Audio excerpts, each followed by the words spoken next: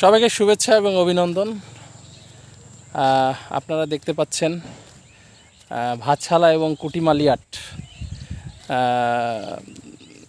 রাজবাড়ি পাংশার দুইটি ইউনিয়ন,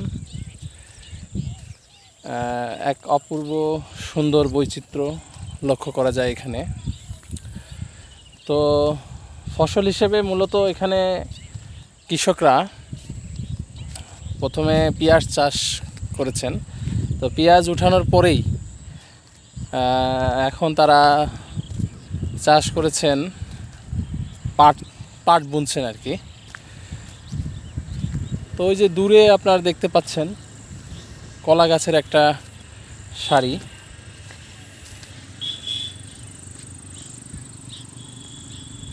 তারপরে আপনারা দেখতে পেলেন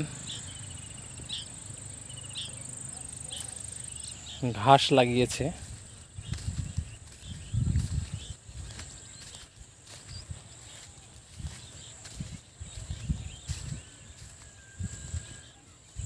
তো অত্যন্ত সুন্দর, প্রতিদিনই বিকেলে এখানে হাঁটতে আসি।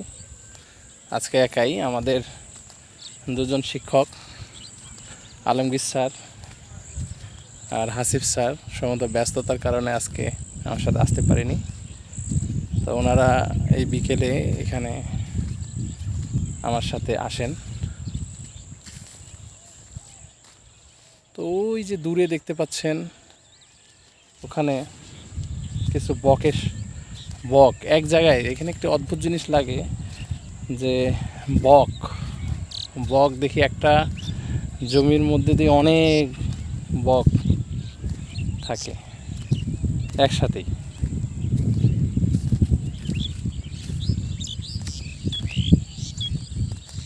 তো এখানে দেখেন জমি নিড়াই দিচ্ছে, সম্ভবত পাট বীজ বুনবে। তো আমাদের এক কৃষক ভাই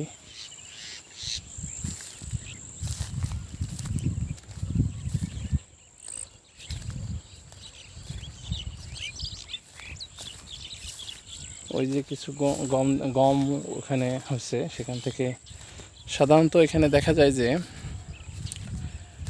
গম গাছ, মানে গম তোলার পরে যেটা হয় সেটা হচ্ছে যে সাধারণত পুড়ায় দেয়।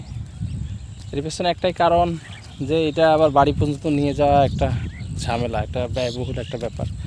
সেখানে অনেক কস্টিং আছে, ভ্যানে করে নিয়ে যেতে হয়। এই জন্য সাধারণত মাঠেই নাড়াগুলা পুড়ায় দেয়।